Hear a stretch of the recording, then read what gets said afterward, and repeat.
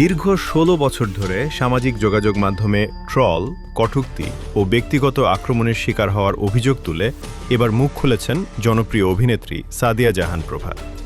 সম্প্রতি নিজের সামাজিক যোগাযোগ মাধ্যমে প্রকাশ করা এক ভিডিও বার্তায় তিনি সাইবার বুলিং, অনলাইন হয়রানি এবং ভিকটিম ব্লেমিং সংস্কৃতির বিরুদ্ধে তীব্র ক্ষোভ প্রকাশ করেন।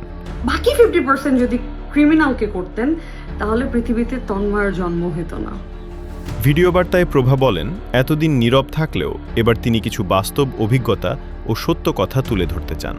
তার দাবি, দীর্ঘ সময় ধরে তাকে নিয়ে সামাজিক যোগাযোগ মাধ্যমে অপমানজনক মন্তব্য, ট্রল এবং ব্যক্তিগত আক্রমণ চালানো হয়েছে, যা অনেকেই বিনোদন হিসেবে উপভোগ করেছেন।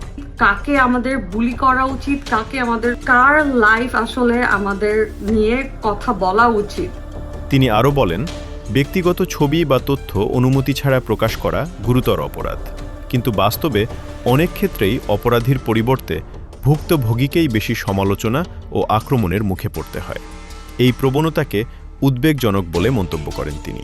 সমাজে ক্রিমিনাল নিয়ে কথা বলা উচিত, ভিকটিম নিয়ে না।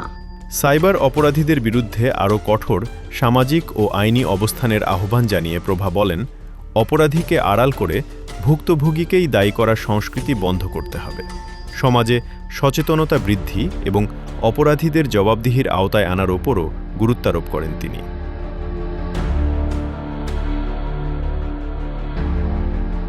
এদিকে প্রভার এই ভিডিও বার্তা সামাজিক যোগাযোগ মাধ্যমে ব্যাপক আলোচনার জন্ম দিয়েছে।